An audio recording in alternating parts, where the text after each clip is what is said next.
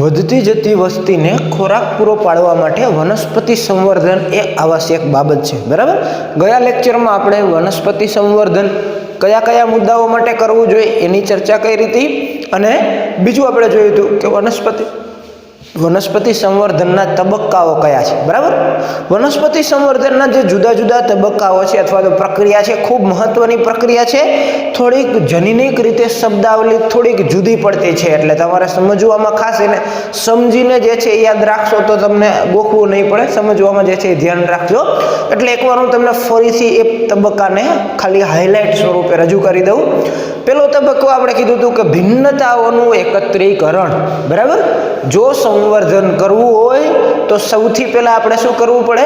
ભિન્નતાઓ એકત્ર કરવી પડે, બરાબર। ભિન્નતા એટલે કે જુદા જુદા લક્ષણો જે તે જાતિમાં આપણે સંવર્ધન કરવું છે, જે વનસ્પતિની જાતિમાં, એમાં વેરાયટી વાળા લક્ષણો કયા કયા છોડમાં જોવા મળે છે, કયા છોડમાં કઈ વેરાયટી જોવા મળે છે, એ બધી પહેલા તો ભેગી કરવી પડે।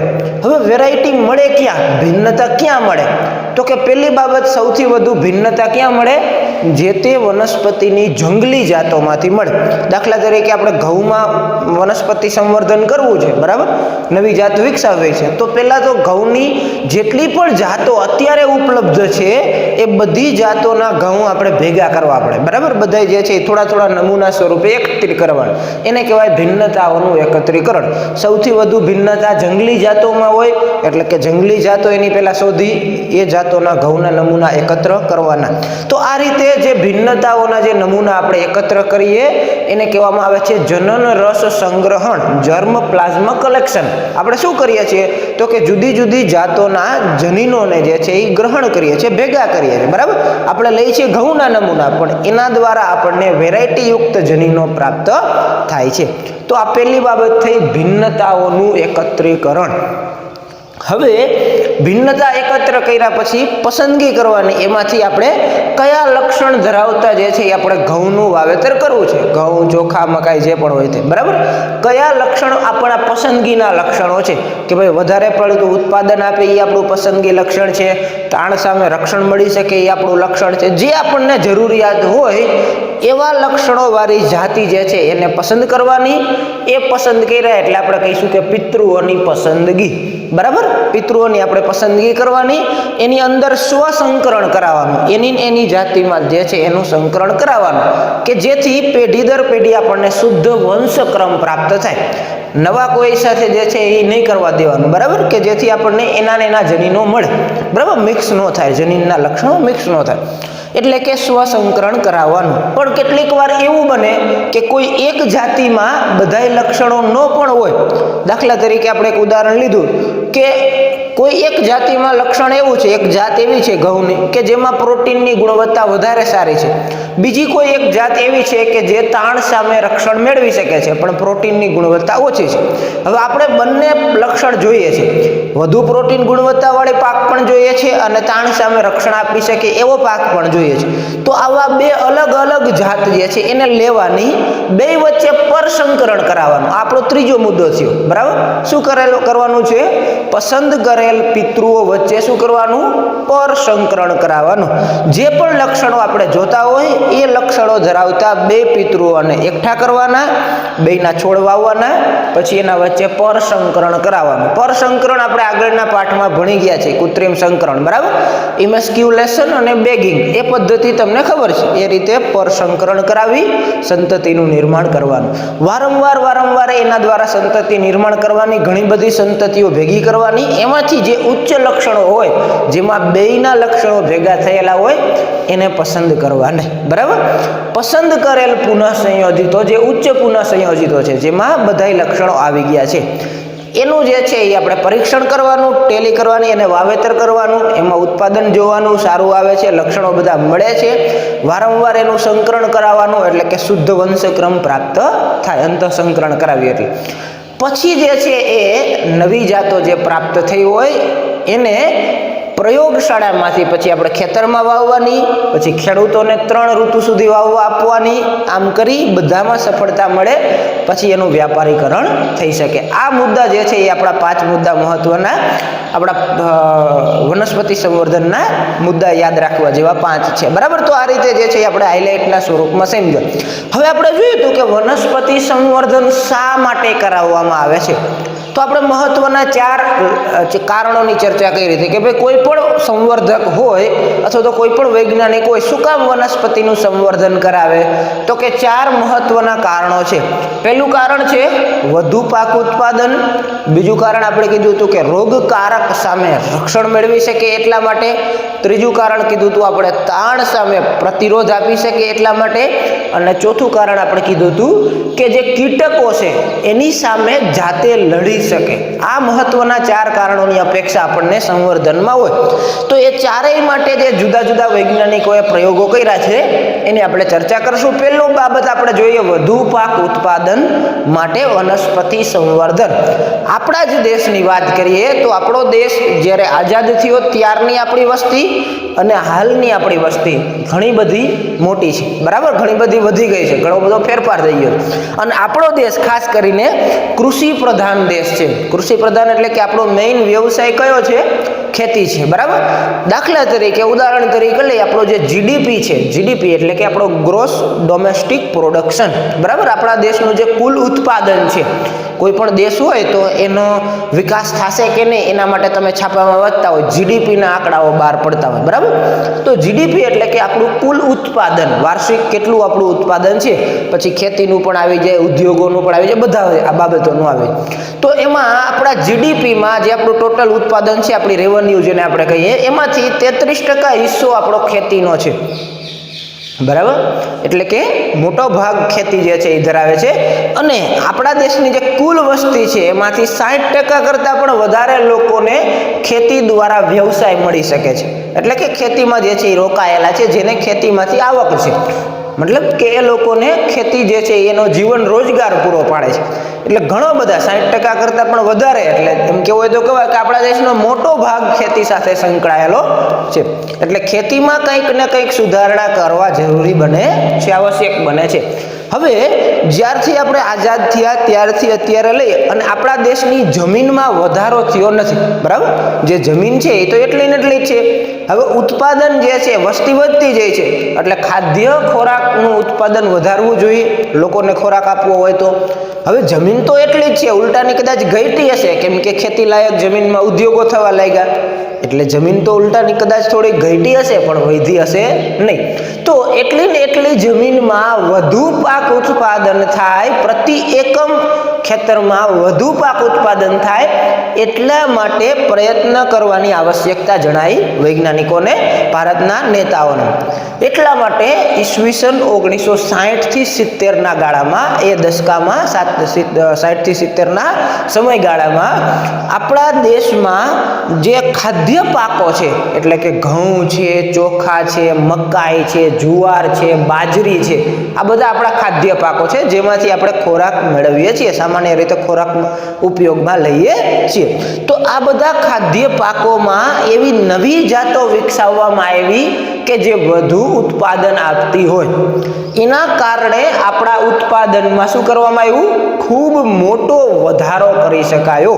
બરાબર, આપણું જે ઉત્પાદન પહેલા હતું એ પાકોનું, એ ઉત્પાદનમાં ખૂબ મોટો વધારો થયો. એના કારણે આ સમયગાળાને આપણે હરિયાળી ક્રાંતિ, ગ્રીન રિવોલ્યુશન તરીકે ઓળખીએ છીએ. આપણે શ્વેત ક્રાંતિ, નીલ ક્રાંતિની વાત કરી હતી, એવી જ આપણી છે હરિયાળી ક્રાંતિ. હરિયાળી ક્રાંતિ એટલે શું? તો કે ખાદ્ય પાકોના ઉત્પાદનમાં નવી જાતોના વિકાસના કારણે જે મોટો વધારો કરી શકાયો એને હરિયાળી ક્રાંતિ કહેવામાં આવે છે. કયા સમયગાળા દરમિયાન આ ઘટના બની? 1960 થી 70ના દશકામાં એ 10 વર્ષમાં આ રીતે આપણે ખાદ્ય પાકોની નવી ઘણી બધી જાતો વિકસાવી અને એના લીધે ખાદ્ય પાકોમાં મોટા પ્રમાણમાં જે છે એ આપણે ઉત્પાદન કરાવી શક્યા, એનો જે છે એ ઉત્પાદનમાં વધારો કરી શક્યા. તો એ કારણોથી જે છે એ આપણે વનસ્પતિ સંવર્ધનની સારી જાતો જે છે એ નવી જાતોના વિકાસના કારણે આપણે જે છે એ વધુ પ્રમાણમાં ઉત્પાદન લઈ શક્યા છીએ. તો એ આપણા માટે મહત્વની બાબત છે. એટલા માટે એ સમયગાળાને આપણે વનસ્પતિ સંવર્ધન તરીકે ઓળખીએ છીએ, હરિયાળી ક્રાંતિનો ગાળો તરીકે ઓળખીએ છીએ. એ ગાળામાં આપણે હરિયાળી ક્રાંતિ કરી શક્યા. હવે કયા કયા એવા પાક છે કે જેમાં આપણે વધુ ઉત્પાદન લઈ શક્યા છીએ? તો કે આપણે જે છે ઘઉં છે, ચોખા છે, પછી મકાઈ છે, જુવાર છે, બાજરી છે, શેરડી છે, આ બધા જ પાકોમાં આપણે વધુ ઉત્પાદન કેમ મળે એટલા માટે નવી જાતોનો વિકાસ કરાવી શક્યા છીએ. બરાબર. તો કે કેટલીક બાબતો જે છે એ કેટલાક પોઈન્ટ્સ આપણે જે છે એ સમજીએ કે કેવી રીતે એમાં નવી જાતો વિકસાવવામાં આવી. દાખલા તરીકે પહેલા વાત કરીએ ઘઉં અને ચોખા. તો ઘઉં અને ચોખા જે છે એ આપણા બે મુખ્ય ખાદ્ય પાકો છે. બરાબર. કે જે મોટા ભાગે લોકો ઘઉં ખાતા હોય છે. આપણે રોટલી ખાઈએ, રોટલા ખાઈએ, બરાબર, રોટલી ખાઈએ, ભાખરી ખાઈએ, કે આ બધું જે છે બ્રેડ ખાઈએ, કે બધું શેમાંથી બને છે? ઘઉંમાંથી બને છે. દક્ષિણ ભારતમાં આપણે જઈએ તો મોટા ભાગે લોકો ચોખાનો ઉપયોગ કરે છે ખોરાકમાં. બરાબર. ભાત વધારે લોકો પ્રમાણમાં ખાય છે, તો એ પણ એનો મેઇન ખોરાક છે. તો ઘઉં અને ચોખા આ બે મહત્વના ભારતના ખાદ્ય પાકો છે. એનું ઉત્પાદન જે છે એ જોવા જઈએ તો પ્રાચીન કાળમાં, શરૂઆતના ગાળામાં જ્યારે આપણે આઝાદ થયા ત્યારે એનું ઉત્પાદન ખૂબ નીચું હતું અને આજના ગાળામાં એટલે કે 2020ના સમયગાળામાં, બરાબર, એના ઉત્પાદનમાં ધરખમ વધારો થઈ ગયો છે. ઘઉં અને ચોખાના ઉત્પાદન જે છે એ આપણા જ્યારે આઝાદ થયા ત્યારે ઘણું નીચું જે છે એ ઉત્પાદન હતું અને આજના સમયગાળામાં એ ઉત્પાદન ખૂબ જ વધી ગયું છે. વધારી દેવામાં આવ્યું છે. આપણે મોટા પાયે જે છે એ વધાર્યું છે. આઝાદીના સમયગાળામાં એટલે કે લગભગ આપણે 1960ની આસપાસ જે છે એ આપણે ચર્ચા કરીએ તો ઘઉંનું ઉત્પાદન એ સમયે થતું હતું 11 મિલિયન ટન. બરાબર. હવે 2000ની સાલમાં જે છે એ ચેકઅપ કરવામાં આવ્યું તો ઘઉંનું ઉત્પાદન થઈ ગયું 75 મિલિયન ટન. બરાબર. એવી જ રીતે 1960ની આસપાસમાં આપણે ચોખાનું ઉત્પાદન જે છે એ ચેકઅપ કર્યું તો આપણને ધ્યાનમાં આવ્યું કે લગભગ 35 મિલિયન ટન જેટલા ચોખા જે છે એ આપણા દેશમાં ઉત્પાદન થતું હતું ખેતીમાંથી. બરાબર. 2000ની સાલમાં પાછું જે છે એ ચેકઅપ કરવામાં આવ્યું તો એનું ઉત્પાદન થઈ ગયું હતું 89.5 મિલિયન ટન. હવે આમ જોવા જઈએ તો બે વચ્ચેનો તફાવત જુઓ, ખાલી 40 વર્ષનો સમયગાળો છે. બરાબર. જમીનમાં તો વધારો થયો નથી. આપણા દેશની જમીન તો એટલી ને એટલી જ રહી છે. ખેતી લાયક જમીન વધી પણ નથી, ઉલટાની કદાચ ઘટી હશે. તેમ છતાં પણ આપણે ઉત્પાદનમાં શું કરી શક્યા? ઘણા બધા ગણો, 7 ગણો કરતાં પણ વધારો કરી શક્યા. બરાબર. દાખલા તરીકે ઘઉંમાં 11 મિલિયન ટન એટલી જ જમીનમાં ઉત્પાદન આવતું હતું. 2000ની સાલમાં એ ઉત્પાદન 75 મિલિયન ટન સુધી પહોંચાડી શક્યા. કદાચ આજના સમયગાળામાં 2020માં એના કરતાં પણ ઊંચું આપણું ઘઉંનું ઉત્પાદન હશે. તમે જીડીપીના આંકડા જે છે એ જુઓ તો તમને ધ્યાનમાં આવે. આપણો વિષય નથી, બરાબર, કોમર્સવાળાને ધ્યાનમાં આવે તો એટલું ઉત્પાદન જે છે એ આપણે વધારી દીધું. એવું જ ચોખાનું છે કે ભાઈ 35 મિલિયન ટન ચોખા આપણા દેશમાં ઉત્પાદન થતા હતા દર વર્ષે આખા દેશમાં, એ 2000ની સાલમાં 89.5 મિલિયન ટન જેટલા ચોખાનું ઉત્પાદન થવા લાગ્યું. આનું કારણ શું? આટલો બધો વધારો, આટલા બધા પ્રમાણમાં આપણે ઉત્પાદન વધી રહી શક્યા એનું કારણ શું? તો કે એનું એકમાત્ર મુખ્ય કારણ, ઘણા બધા કારણો એના માટે જવાબદાર છે. હરિયાળી ક્રાંતિમાં ખાલી એક જ નથી, પણ સૌથી વધુ જે છે એ મહત્વનું કારણ હોય તો એ છે અર્ધ વામન જાતનો વિકાસ. આપણે જે પરંપરાગત ખેતી કરતા હતા એના બદલે આપણે શું કરવા માંડ્યા? સંકરિત પાકની જાતોનો ઉછેર કરવા માંડ્યા, એનું વાવેતર કરવા લાગ્યા. એના કારણે આપણા ઉત્પાદનમાં આટલો બધો વધારો થઈ શક્યો. એ કઈ જાતો છે? તો કે એના માટેની જાત છે અર્ધ વામન જાત, સેમી ડ્વાર્ફ જાતો, બરાબર, કે જે અર્ધ વામન એટલે કે એની વામન એટલે નાના કરીને, સાવ નાના પણ નહીં અને બહુ જ હાઈટ થતી હોય એવા પણ નહીં. ઘઉં અને ચોખાની આ બંને પાકોની, ખાદ્ય પાકોની નવી એવી જાતો વિકસાવવામાં આવી કે જેને અર્ધ વામન જાત કહેવામાં આવે છે. અને એ જાતોના કારણે આપણે ઉત્પાદનમાં ખૂબ મોટો વધારો કરી શક્યા છીએ. આ જે અર્ધ વામન જાત છે એનો વિકાસ કરાવવા માટે સૌથી વધુ જવાબદાર અથવા તો મહત્વપૂર્ણ કોઈનો ફાળો હોય તો એ વૈજ્ઞાનિક છે નોર્મન ઈ બારલોગ, બરાબર. નોર્મન બારલોગ જે છે એ ખાસ કરીને સેમી ડ્વાર્ફ જાતોના વિકાસ માટે ખૂબ સંશોધનો કર્યા છે. ચોખા અને ઘઉંની સેમી ડ્વાર્ફ અર્ધ વામન આપણે ગુજરાતીમાં કહીએ તો અર્ધ વામન જાતોનો વિકાસ નોર્મન ઈ બારલોગ નામના વૈજ્ઞાનિકે કર્યો. ખરેખર નોર્મન ઈ બારલોગ વૈજ્ઞાનિકે જે છે એ સંશોધનો કર્યા, રજૂ કર્યા સંશોધનો. એમણે જે છે એ આંતરરાષ્ટ્રીય જે સંસ્થા છે ઘઉં અને મકાઈના સંશોધન માટેની, બરાબર, એ સંસ્થા જે છે એનું નામ છે ઇન્ટરનેશનલ ઘઉં એટલે કે વ્હીટ એન્ડ મેઇઝ સેન્ટર, બરાબર, રિસર્ચ સેન્ટર છે. આંતરરાષ્ટ્રીય ઘઉં અને મકાઈ રિસર્ચ સેન્ટર જે છે એ સેન્ટરમાં જે છે એ વ્હીટ એન્ડ મેઇઝ રિસર્ચ સેન્ટરમાં જે છે એણે સંશોધન કર્યું.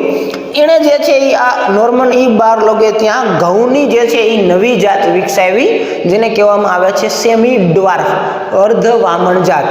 આંતરરાષ્ટ્રીય જે છે એ મેક્સિકોની અંદર આવેલું છે આંતરરાષ્ટ્રીય ઘઉં અને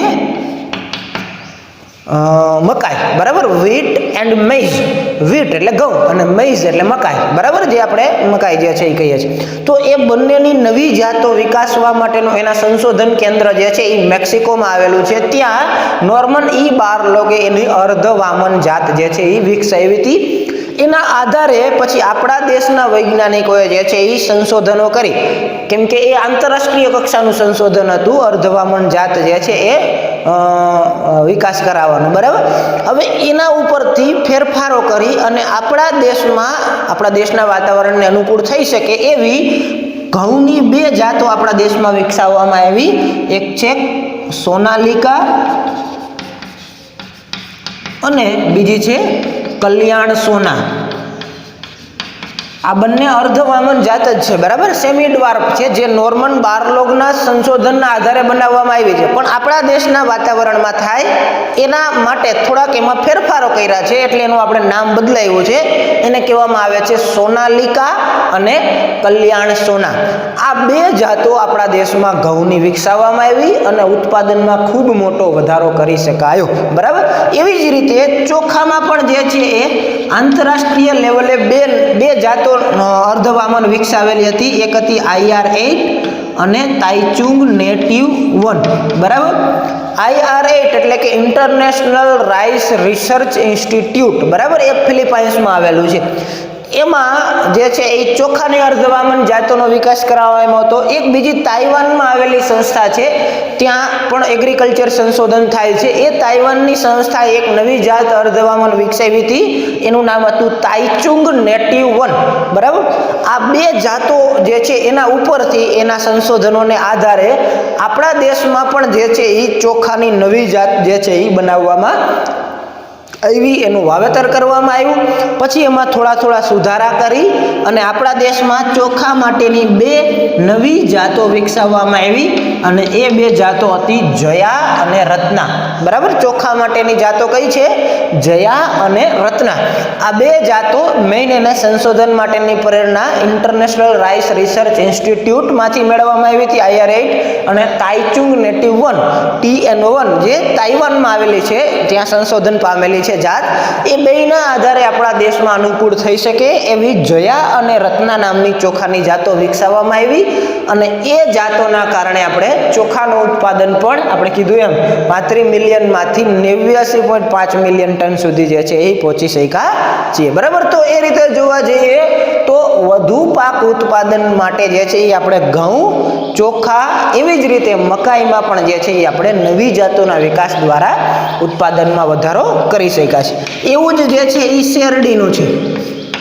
શેરડીમાં ઉત્તર ભારતમાં શેરડી વધુ પ્રમાણમાં વવાય છે, બરાબર. ઉત્તર પ્રદેશ છે એ મુખ્ય શેરડીનું કેન્દ્ર છે. આપણા દેશમાં તમે કદાચ સમાજ વિદ્યામાં ભણ્યા હશો તો તમને ખબર હશે કે સૌથી વધુ શેરડી જો વવાતી હોય તો એ ઉત્તર પ્રદેશમાં આવે ને પછી મહારાષ્ટ્રમાં આવે, બરાબર. આપણે ગુજરાતમાં પણ શેરડી વવાય છે, આપણને બધાને ખબર છે, પણ આપણા અમુક વિસ્તારોમાં, આપણા માનસરની આજુબાજુના ગામડાઓમાં શેરડી વવાય છે, પણ કેવી છે, લિમિટેડ પ્રમાણમાં શેરડી છે.